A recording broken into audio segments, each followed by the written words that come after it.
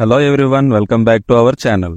Friends, black magic అంటే చేతబడి. జనరల్గా మన భారతదేశంలో చేతబడి అంటే ఏంటో చాలా మందికి తెలుసు.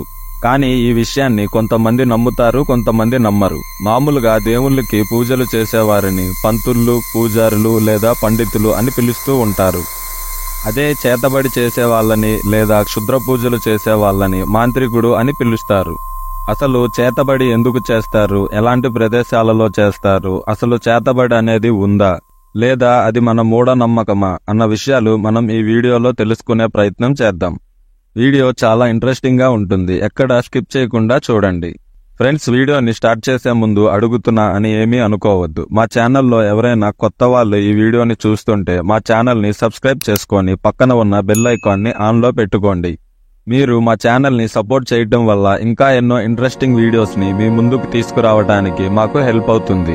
ఇంకా లేట్ చేయకుండా వీడియోని స్టార్ట్ చేసేద్దాం.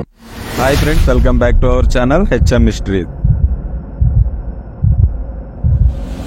చేతబడి అనేది ఒక రకమైన చీకటి శక్తి లేదా మంత్రం అని నమ్ముతారు.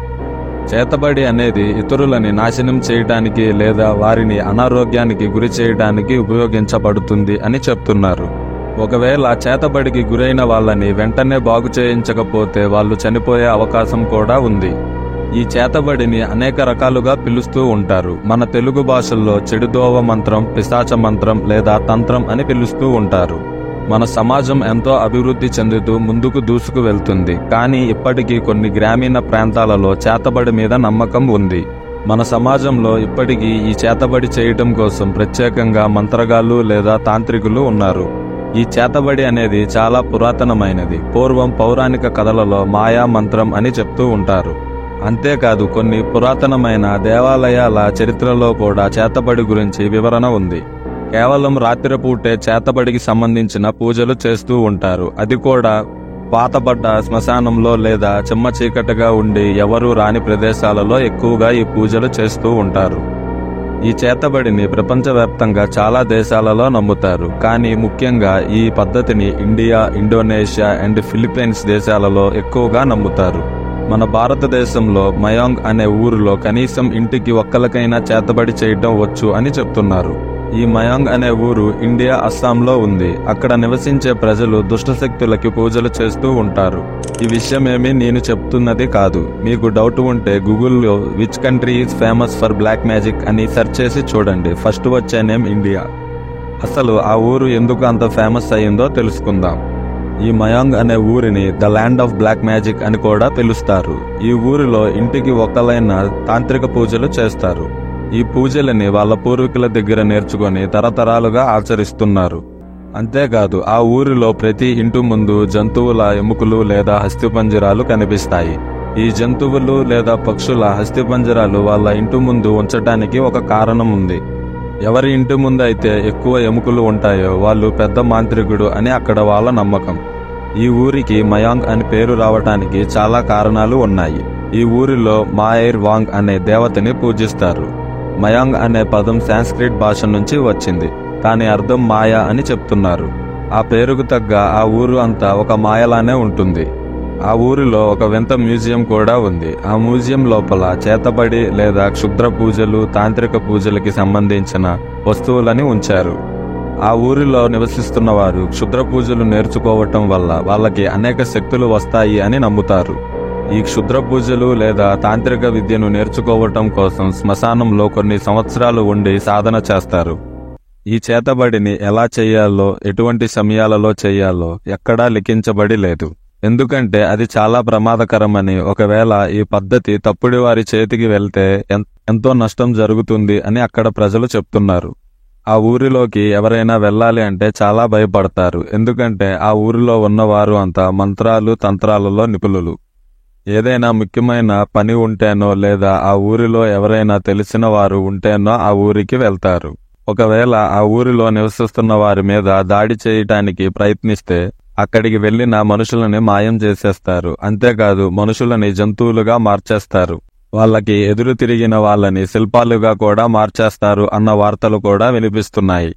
ఇది అంతా మూఢనమ్మకం అని కొట్టుపాడేయడానికి లేదు. ఎందుకంటే మొఘల్స్ రాజులు మన ఇండియాని పరిపాలిస్తున్నప్పుడు వాళ్ళు ఇండియా మొత్తాన్ని ఆక్రమించారు. కానీ ఇండియాలో ఉన్న అస్సాంని మటికి ఆక్రమించలేకపోయారు. ఈ అస్సాంని స్వాధీనం చేసుకోవడం కోసం చాలా మంది రాజులు ప్రయత్నించారు, కానీ ఎవరి వల్ల కుదరలేదు.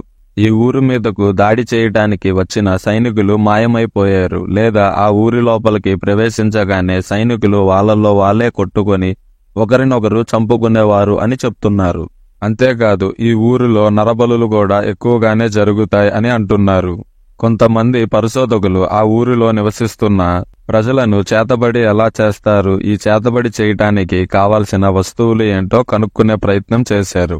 అక్కడ ప్రజలు చెప్పిన వివరాలు బట్టి ఏ మనిషి మీద అయితే చేతబడి చెయ్యాలి అని అనుకుంటున్నారో ఆ మనిషి యొక్క జుట్టు, గోర్లని అండ్ ఆ మనిషి యూజ్ చేసే క్లాత్ని తీసుకొని ఒక బొమ్మకి జుట్టుని, గోర్లని, ఆ క్లాత్ని బొమ్మకి చుడతారు. ఆ తరువాత కొన్ని మంత్రాలు చదివి ఆ బొమ్మకి పూజ చేస్తారు. ఈ ప్రక్రియ పూర్తయిన తరువాత ఆ బొమ్మకి ఏమి చేస్తే ఆ మనిషికి కూడా అదే జరుగుతుందంట. ఆ బొమ్మకి ఒక సూదిని గుచ్చితే ఆ మనిషికి కూడా గుచ్చుకున్నట్టు ఉంటుందంట. లేదా ఆ బొమ్మ చేతిని తిప్పితే ఆ మనిషికి కూడా తన చేతిని ఎవరో తిప్పుతున్నట్టు అనిపిస్తుంది అని చెప్తున్నారు.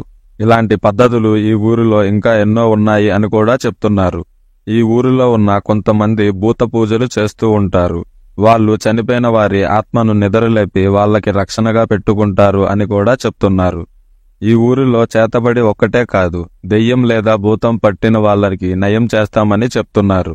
అంతేకాదు మెడిసిన్స్ తో నయం కాని ఎన్నో రోగాలను కూడా అక్కడ వాళ్ళు నయం చేస్తారు. కాళ్ళు చేతులు విరిగిన వాళ్ళకి ఒక రోజులోనే నయం చేస్తారు అని అక్కడ నివసిస్తున్న ప్రజలు చెప్తున్నారు.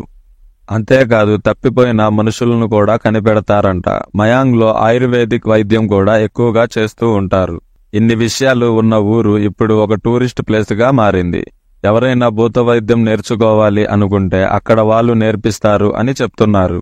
క్షుద్ర పూజలు, తాంత్రిక పూజలు, భూత వైద్యం ఇంకా ఆయుర్వేదం వీటి అన్నిటికీ సంబంధించిన గ్రంథాలు ఇప్పటికీ ఆ ఊరిలో భద్రపరిచారు. కానీ పరిశోధకులు ఎన్ని పరిశోధనలు చేసినా వాటిని ప్రూవ్ చేయడానికి ఎటువంటి ఆధారాలు దొరకలేదు.